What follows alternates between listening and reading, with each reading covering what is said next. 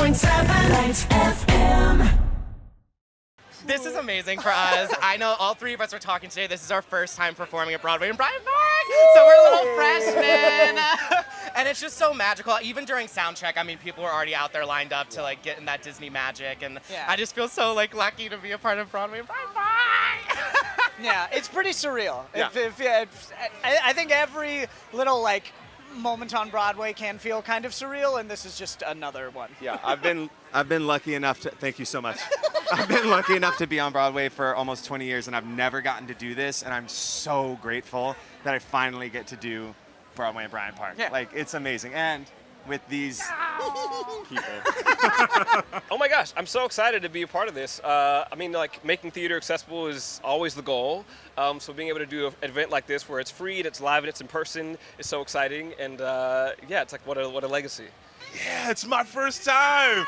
I am so excited. I mean, I grew up in Ohio, about 6.5, 7 hours away. And so for me, a theater kid living in the Midwest, I grew up watching the videos on YouTube. Like, it was great. And my mom and I got to see shows here quite often, but we couldn't see everything. So like getting to now do Broadway in Bryant Park, it's on my theater kid bucket list, and it's super exciting. And to do it with this guy who before we started rehearsals for our tour together, we came about a month before. We came to watch our Broadway counterparts do it, and like, that's gonna be us in a few months. Yeah. And so now us being here doing it together it's amazing. It's awesome. It's such a special show.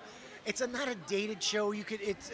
We've seen babies turn into children seeing the show. Children turn into adults, become married, and have their own children, and bringing them back. This show is literally a circle of life. I said it. You did say it. Gavin, you're new. Well, I've obviously seen the show throughout the years, love the show, always wanted to be in it, put it out into the world about 5 years ago. Can I be seen for Scar? Can I be seen for Scar? And when I finally got the job to watch the show during rehearsals when you know you're going into the show was just such a buzz for me. I mean, I love the show anyway, but to watch it that night, knowing in 3 weeks' time I'm playing that role, was just so special. And the building, the Minskoff Theatre, everyone has been there a long time, but no one is jaded. No one is phoning it in. It is 100% from everyone. Everyone is so nice. It's such a happy building, and I am so happy to finally be there, working there. It's so special to be a part of something so important, to expose the theater and what we're doing on Broadway to people who maybe wouldn't think to go, and give them a taste. And it's giving people a chance to come in and see all these shows, these amazing shows. And having to do Bryant Park every year is one of the things that I look forward to. So it's awesome. My Broadway debut was in West Side Story at the Palace in 2008, so almost 20 years. Yeah, it's really, really cool. And that's where I met my wife, and she's out there, which is so awesome. Yeah. Tell her to come back here. Yeah, right. She's beautiful. She is. It's crazy. Yeah, hey, whoa, Step back. Look at the guns on this guy. I know, he's gonna get me. It's terrifying. Yeah, man, it's crazy. Jeepers, mister, you're strong. Do you guys have any cocktails? No, this Not is before just feels noon. that's the thing. This is just how it is. This is just the energy. I mean, I have to say, my favorite magical moment of the show is A Whole New World. Audie and I get to fly on our magic carpet. It really feels like we're flying. And it's also a chance for us to look out at the audience. A lot of my moments on stage are with scene partners, and I really get to feel like I get to connect with the people that come to the show, and so that's really special. I think the first thing that I can think of is at the end of Friend Like Me, we use real fireworks that go across the stage, and I get to just sit in awe of them. Like the whole song, I'm sitting in awe of Marcus, of the genie, and it just tops it off with that fireworks show at the end of the show. It's great. I think for me, it's actually hearing the audience reaction to the magic carpet. I mean, our show, the heart and soul of our show is the audience, right? That's the last missing piece. That's the last ingredient. That's who we do this for. So, hearing that and seeing that they are getting the joy and the love and, everything that they came for, it means a lot. So I like hearing the audience reaction to the magic carpet. I think, we all get to do exciting things in our lives, but to be a part of things that are bigger than us is really exciting. And this is one of the shows, especially our show, is usually a lot of people's first Broadway show that they get to watch. So you're the bug that bites them and you get them addicted to Broadway. So this is exciting. Oh, that is so True. So the coolest thing about playing these roles is that they were actually originally written into the animated film. There's whole animation cells for Babcock, Omar, and Kasim, and then they were cut and turned into Abu. And now, when Casey Nicola was asked to do the Broadway version, he said, "I want the original characters in honor of Howard Ashman." Yeah, so he wanted to do the original storyline, and so all of these songs, there's recordings of them singing these songs. There's whole storyboards of High Adventure from the second act. It's so cool.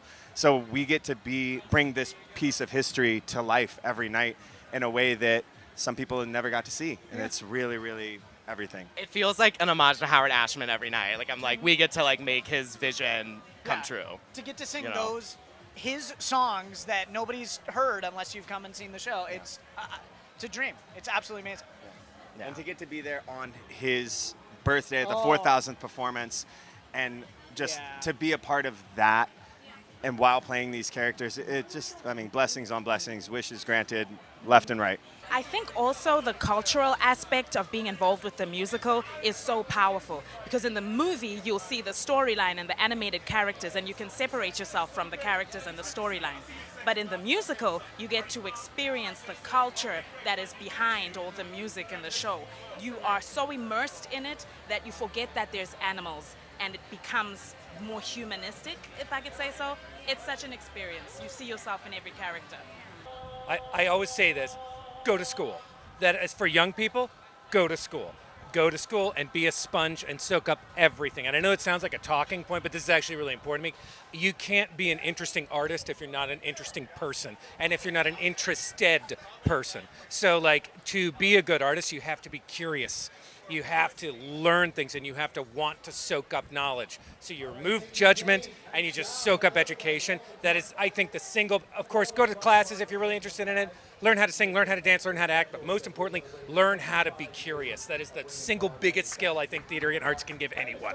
And I always like to say, when you're auditioning for a school production, a community theater production, and you don't get that part you wanted, don't walk away.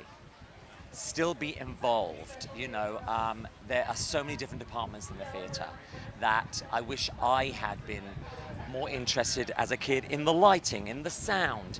Even I wish I'd ushered in for shows so that I could watch other performers, even in a show that I didn't get, to be an usher and watch the part you wanted and go, and you have every right to go, well, I would have done that better, or, oh, they did that really well. And you're, like Ben said, just soaking up everything in every department in the theatre will make you a better performer. And for me, I'm just living proof that the word no doesn't mean no. It means not now. I've gone through, like I said, I went through 6 years just with Lion King alone, being an actor in New York, of being rejected twice a year for 6 years, going to open equity auditions, but I knew what I wanted, and I never thought of them saying no, and that was it.